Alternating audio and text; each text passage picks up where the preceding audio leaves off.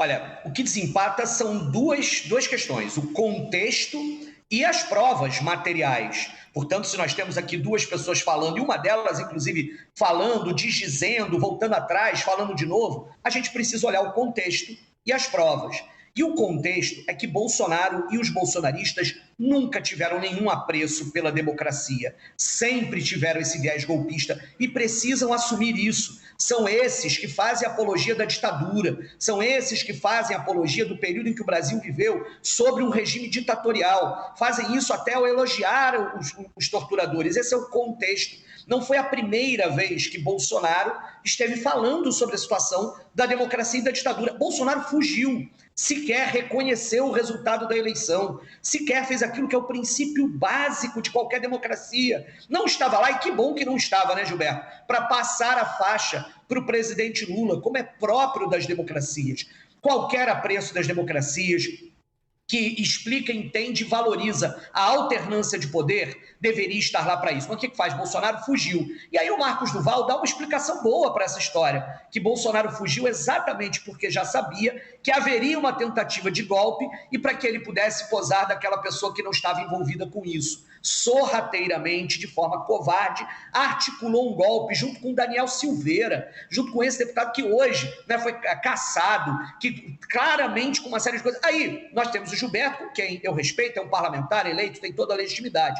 Mas isso precisa ser claro nessa situação, né? O tanto de que eles falam contra a democracia e só sabem falar apontando para o outro. Aí a gente é chamado para debater um assunto. E a pergunta que fica é: passaram 4 anos falando contra a democracia, tem um atentado contra a democracia, que é o golpe do 8 de janeiro, tem minuta do golpe, tem gente dizendo que sabe, tem mensagem de zap já apreendida no celular do Marcos Duval, e aí não, o Bolsonaro não sabia de nada, era o único inocente e ingênuo. Para mim, Basília, isso é mais covardia e uma tentativa de se salvar de tudo que fez do que, na verdade, alguma forma. Portanto, isso é a prova final de quem é que está mentindo e quem é que não está mentindo nessa situação.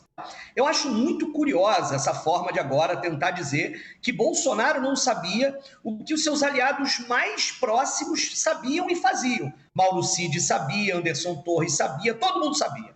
Bolsonaro não. Mais uma vez, Bolsonaro se mostra sendo um fujão, um covarde, abandonando seus aliados. Passou 4 anos falando em ditadura, reclamando da democracia, das urnas, das eleições. Antes disso, elogiou torturador, tentou homenagear torturador. Aí agora não, é um democrata, né? É um covarde e um fujão. O Marcos Duval, que parece essa figura que gosta de fazer jogo duplo, de mentir de um lado e de outro, afirmou que Bolsonaro sabia sobre o que era a reunião, foi chamado para essa reunião para falar do Alexandre de Moraes, e aí depois não trata sobre o assunto da reunião. Acho muito estranho. Gilberto, que é um deputado lá, gosta de posar e sempre fazer lá as suas falas em relação à esquerda. Aqui, por exemplo, o que ele tenta fazer? Mudar de assunto. Falar do Barroso, falar do Lula, não consegue responder a situação que é sobre Bolsonaro. E esse é o assunto daqui hoje. Mais uma vez, é uma narrativa criada para prejudicar o presidente. O presidente foi muito convicto na sua afirmação. Ele não pode responder por terceiros, Basília. O que acontece no nosso país é uma clara perseguição política através das instituições que deveriam ser democráticas. E ontem, através do discurso do excelentíssimo ministro Barroso, lá na UNE, ficou claro que ele agiu como presidente do TSE até setembro de 2022, um mês antes das eleições, para vencer o presidente Bolsonaro. Quem está dizendo isso é o deputado líder da oposição? Não. Foi o próprio ministro Barroso, presidente do TSE à época. Então houve toda uma conjectura, união de forças para derrotar o presidente Bolsonaro, que estava no cargo. Ora, como é que ele ia dar um golpe nele mesmo? Como é que ele ia articular para prejudicar o seu próprio governo? Ele não responde por aliados, ele não responde por terceiros, o presidente responde por ele. E hoje no Brasil, Basília, não existe democracia, porque uma parte da imprensa está sendo censurada, presos políticos, o parlamento perdeu a sua função, porque aprova as matérias e o TSE, STF vai lá e derruba. Isso é um atentado direto à nossa democracia. Basta observar o comportamento do atual presidente da República quando diz que democracia é relativa.